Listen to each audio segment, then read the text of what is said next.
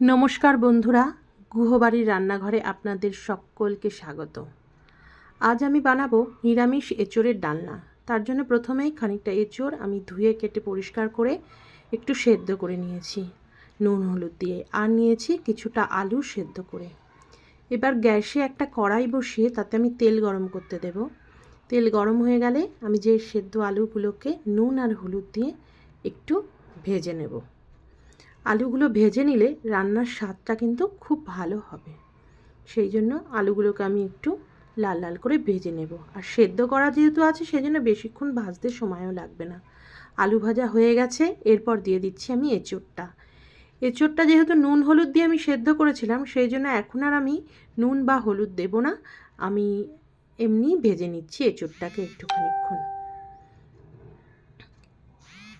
এঁচোড়ও মোটামুটি ভাজা হয়ে যাবে। এবার আমি এঁচোড়টাকেও তুলে নিচ্ছি। এবার আমি গ্রেভির জন্য একটা মশলা বানাবো। তার জন্য নিয়ে নিয়েছি আদা, কাঁচা লঙ্কা আর টমেটো। এর মধ্যে নিয়ে নেব খানিকটা জিরের গুঁড়ো আর খানিকটা ধনের গুঁড়ো। এগুলো সব একসাথে আমি মিক্সিতে পেস্ট করে নেব। চলুন তাহলে মিক্সিতে পেস্ট করে নেওয়া যাক জিনিসটা। কড়াইতে আবারও খানিকটা তেল দিয়েছি। এবার সোমবারে দিয়ে দিলাম জিরে আর তেজপাতা। এবার যে পেস্ট করলাম সেইটা দিয়ে দিলাম তেলের মধ্যে। খুব ভালো করে কষিয়ে নেব তেলের মধ্যে মশলাটাকে, যাতে কোনো কাঁচা গন্ধ না থাকে। ভালো করে কষাতে হবে। এরপর দিয়ে দিলাম একটু হলুদ, আর রঙের জন্য দিয়ে দিলাম একটু কাশ্মীরি লাল মির্চ। এবার বাটি ধোয়া জল দিয়ে দিলাম মিক্সির। এবারও আবার ভালো করে কষাবো মশলাটা। আমি একটু মিষ্টিও এই মুহূর্তে দিয়ে দিয়েছিলাম, সেটা আমার রেকর্ড করা হয়নি। ব্যাস দেখুন কষাতে কষাতে কিন্তু তেল ছেড়ে দিয়েছে মশলা।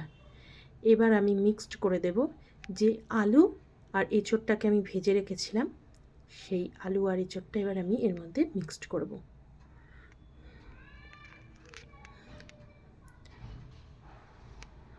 আলু আর এঁচোড়টা দিয়েও আমি খুব ভালো করে নাড়াচাড়া করে নেব, যাতে এঁচোড় এবং আলুর মধ্যে সমস্ত মশলার ফ্লেভারগুলো যেন চলে যায়, এবং মশলার সঙ্গে আলু এবং এঁচোড় কষালে একটা আলাদাই স্বাদ আসবে। খুব ভালো করে কিন্তু এই সময় একটু কষাতে হবে, গ্যাসের আঁচটাকে কম করে দিয়ে। আমার কষানো হয়ে গেছে, আমি এবার একটু গরম জল ঢেলে দিলাম। এবার ঝোলটাকে একটু ফুটতে দেব।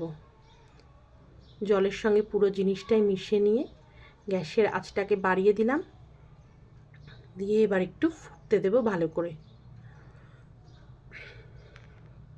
দেখুন আস্তে আস্তে ফোটাও শুরু হয়ে গেছে। এবার একটা চাপা আমি 5 মিনিটের জন্য দিয়ে দিলাম।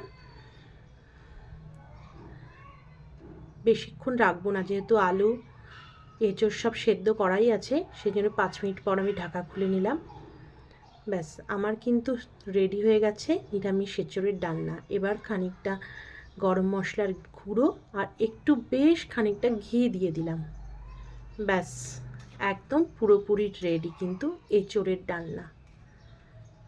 আমার রান্নাটা আপনাদের কেমন লাগলো অবশ্যই লাইক কমেন্ট করে জানাবেন।